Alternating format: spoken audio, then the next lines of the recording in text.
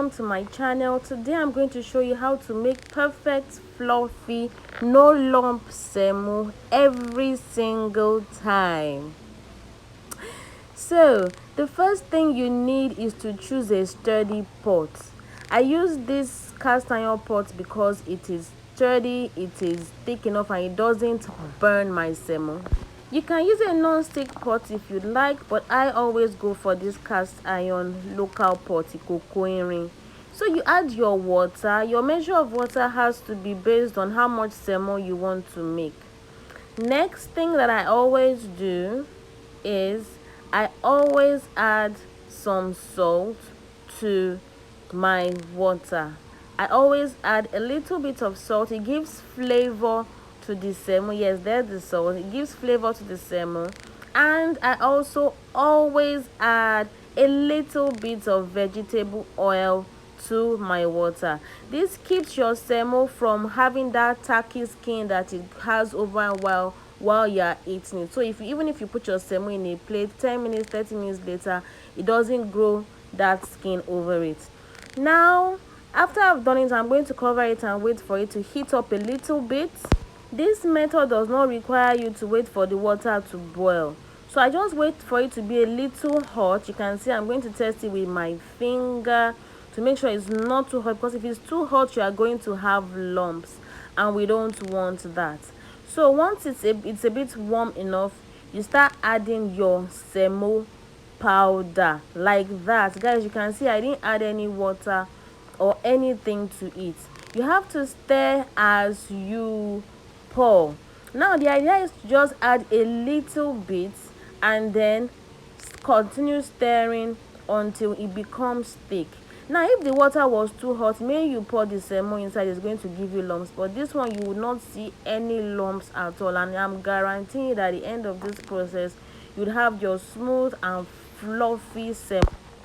So guys, here you keep stirring, stir.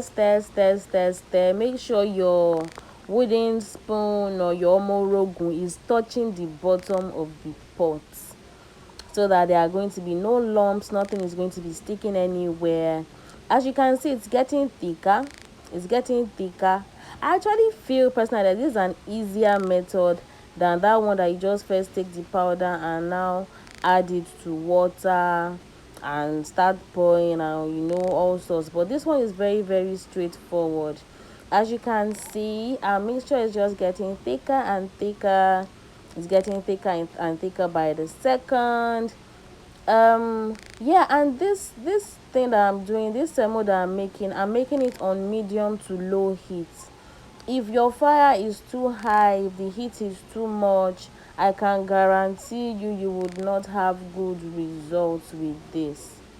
So guys, just stick with me while we make this yummy, sweet, fluffy, as in fluffy, soft and totally without any lump semolina. The stirring can go on for quite a while, like say you can stir for roughly 3 to 5 minutes depending. And as you can see, the more it goes, the thicker it gets, and I'm sure you guys can see that there is no lump, no hardness, nothing hidden inside this place. Everything is just so smooth and nice looking. So this is the exact texture we are trying to go for. This is the exact texture. This is exactly where we are trying to get to at this point. You keep on stirring until you notice that it is actually beginning to boil. So for me, that is my that's why I noticed before I stop. You can see that it's bubbling a little bit. So once you notice that it's actually bubbling, then you can stop stirring, cover it up, and then wait to continue the process.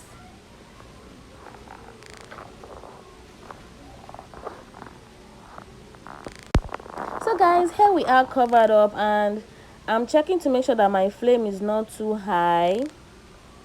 Because if your flame is too high, it would burn. And once your semo starts burning, you can never achieve that beautiful white color in your semo. It's going to stain and turn brown.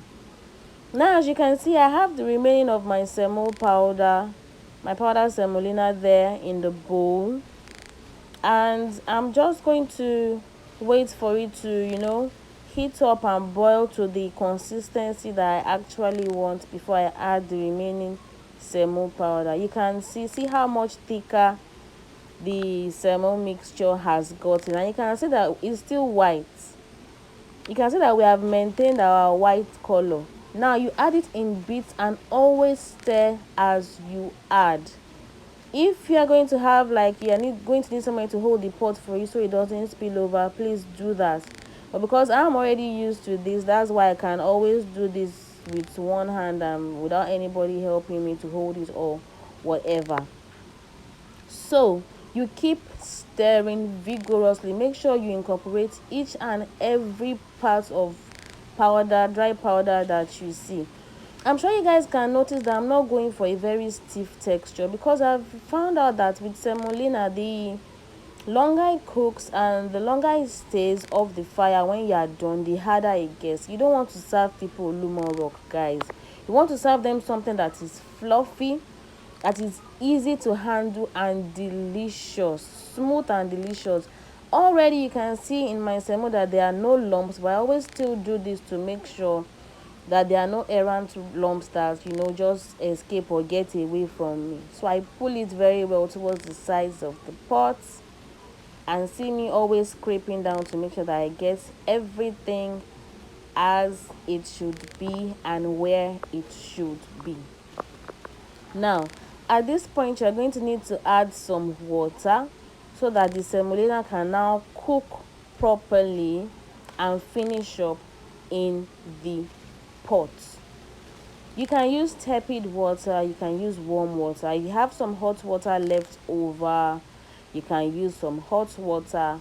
Here I am. You can see that the water that I added is just a little bit, and then you use your wooden spoon or your morogun to lift up the semo from the bottom of the pot so that the water will touch that place. The water is essential because it's what's going to help you cook your semo and make sure that you're not eating raw food.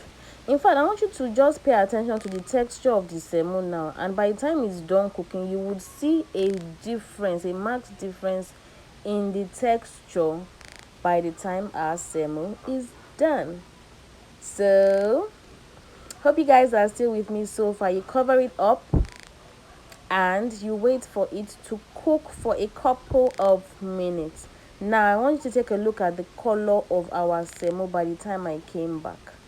You can see that the texture is more together. It's more, I don't even know how to describe it, but it's more together. It pulls when you move it. It has actually really come together, and that is what we are looking for, to know that your semo is cooked and done. Now once again, guys, you start turning it and putting it all back together. See how everything is just following each other. It's moving together in a way that it wasn't moving together before, and this is how you know that yes, my semo is cooked and my semo is done. As you can see, I had to save my pot so it didn't fall off the fire. And you can also notice that semo is still white. Guys, there's nothing like serving food that is visually appealing or palatable even to the eyes. Not semo that is burnt and is already smelling burn, or semo that by the time you are doing it, you can see that it's going to have brown streaks from being burnt. No, this is why you need to take your time and do it on a medium to low flame, because it doesn't like a lot of heat, a lot of high flame.